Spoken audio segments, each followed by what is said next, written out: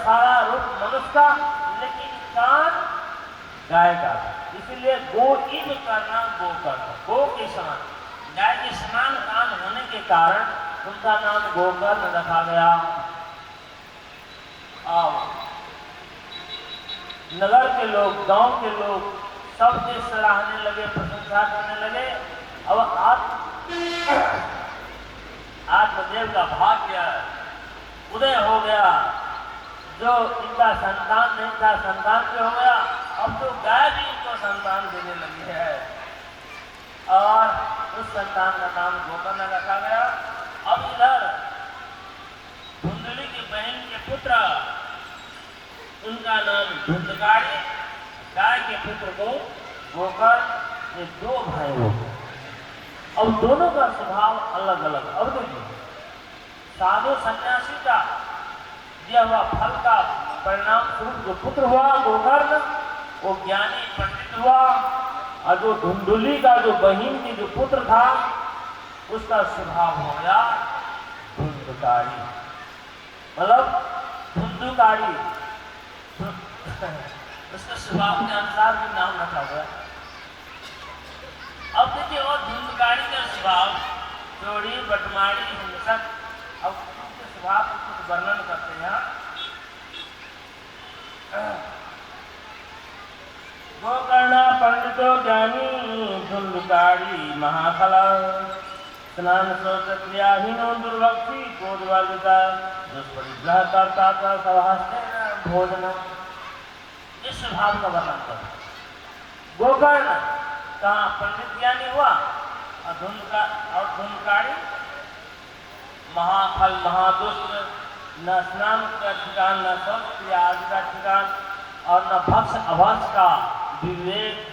भक्ष अभक्ष दुर्भक्षी, जो नहीं खाने का चीज है वो भी भक्षण करने वाले, और क्रोधी, हमेशा शस्त्र आदि धारण किया हुआ, दुष्परिग्रह करता। दुष्परिग्रह में परिग्रह तो करते हैं, लेकिन दुष्परिग्रह करते हैं जो किसी को हनन करके मार के छीन के लेना, वो दुष्परिग्रह। ये सब जो स्वभाव हुआ, होते होते अपने संपत्ति, पिता की संपत्ति बहुत नष्ट कर दिया, बहुत नष्ट कर दिया। और अब देखिए, चौरा सर्वजन देशी पर प्रदीप का लाल नया रोका सज्जा कूपे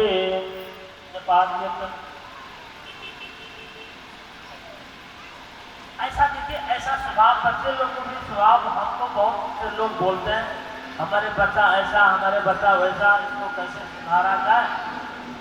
अब देखिए, पूर्व एक कर्म के कारण क्या हुआ, एक चोरी कर्म करने, सर्वजन द्वेषी, सबसे विद्वेष करने वाले, और दूसरे घर में जाके आग लगा देने वाला, और बच्चों सबको धकेल के कुआं में धकेल दे देता इधर उधर, बहुत उग्र कर्म करने लगा।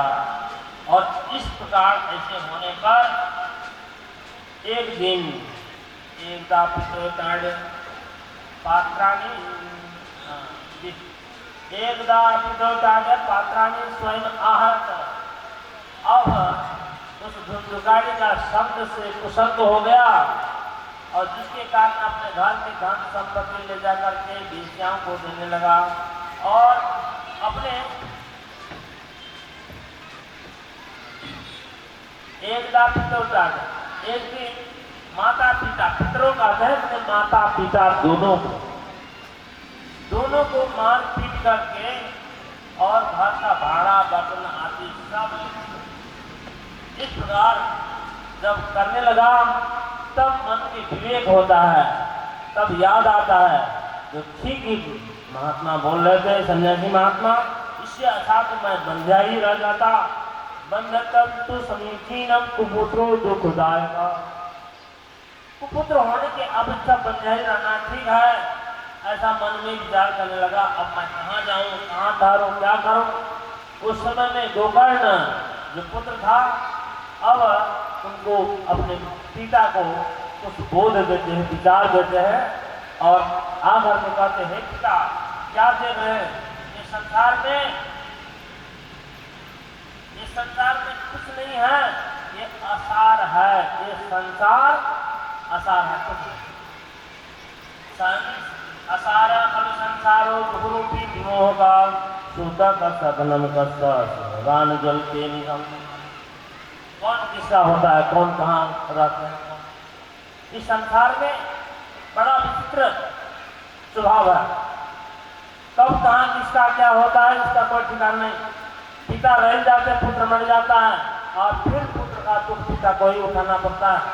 ये विचित्र है, इसीलिए इसको चिंता मत कीजिए।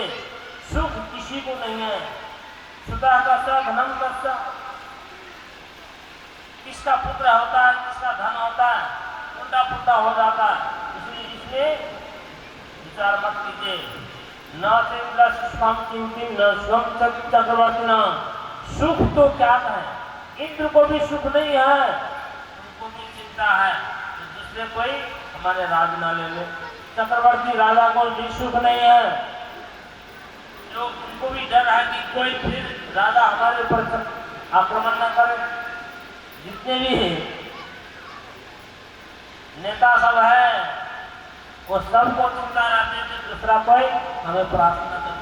मतलब ये चिंता सभी को रहता है जो हमारे पद को कोई न ले ले। इसीलिए जिसको कुछ है ही नहीं उसको कुछ चिंता नहीं। एक केवल अपने जीवन का चिंता रहता। यहाँ कहते सुखम अति विरक्त मुने एकांत जीविना, जो एकांत में निवास करते हैं उसको अपने जीवन में मस्त रहते हैं। ये छोड़िए अब सब इस अज्ञान को छोड़िए, अब गोकर्ण जी थोड़ा अपने पिता का कुछ संदेश बताते हैं। इस श्लोक के बाद आप लोग एक भजन सुनेंगे, ध्यान से सुनिएगा। अंधकोपेश ने काशी बद्धा पंगु हम सदा करना भक्तों माम उद्धर दे। आप देव कहते हैं, हे पुत्र हमें बताओ कोई रास्ता कि मैं क्या करूं, कहाँ जाऊं। तब गोकर्ण जी कहते हैं, पिताजी देहेष्टि मां सरोगिरे अभिमतिं तुम जाया सुता सदा नवकामिमुंत पश्यानिशं जगदिदं क्षणभंगनिष्ठं वैराग्य राग रसिको भवभक्ति निष्ठा। अब देखिए उल्टा बात है, पिता पुत्र को उपदेश देना चाहिए, पुत्र ऐसा करो वैसा करो, लेकिन अभी पुत्र ही पिता को उपदेश देना पड़ रहा है। कहते हैं पिताजी ये शरीर को देखिए, विचार कीजिए, ये शरीर हार मांस रक्त से भरा पड़ा है, मल मूत्र से भरा पड़ा है, एक क्षण भंगुर है, एक न एक दिन नष्ट होने ही वाला है। इसलिए संसार से वैराग्य प्राप्त कीजिए, वैराग्य राग रस को भव भक्ति निष्ठा, भक्ति में निष्ठ हो जाइए, छोड़िए सब। अब देखिए दो प्रकार के धर्म है यहाँ।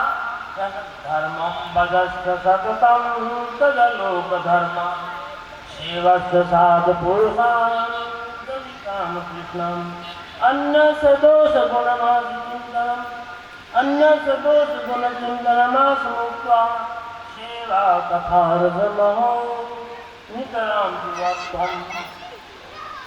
आप लोग अब यहाँ ध्यान से श्रवण करने की चीज है, अंतिम उपदेश गोकर्ण जी कहते हैं अपने पिता के लिए, यही पिताजी धर्मम भजस्थ सततम जगल लोक धर्म। देखिए एक तरफ कहते जगल लोक धर्म, लोक धर्म अलग है और भागवत धर्म अलग है।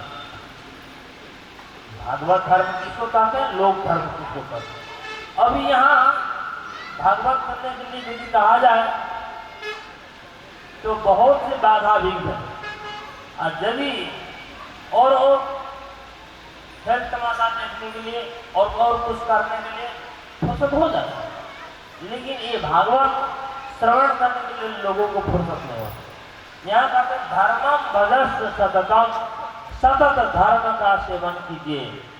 इधर एक तरफ का धर्म का सेवन कीजिए और दूसरा तरफ क्या कहते हैं, जगल लोक धर्मान, लोक धर्म। लोक धर्म ये हमारा फलाना है, ये हमारा फलाना है, ये हमारा कोई भक्ति करने के लिए तैयार हो गए, अब पत्नी भक्ति के लिए तैयार हो गई तो पति क्या कहता है, हाँ हमसे कोई मतलब नहीं है, जाओ तुम अपने भक्ति अपने कुछ करना। दोनों, अब जो कोई भक्ति करने के लिए तैयार हो रहे हैं उसको साथ देना चाहिए, तो उसको पीछे खींचो। एक तो मन में इच्छा ही नहीं होती भक्ति करने के लिए, कोई धर्म करने के लिए, और यदि इच्छा हो भी गई उसको भी पछाड़ी से खींच लेता है। इसलिए यहाँ पर लोग धर्म को छोड़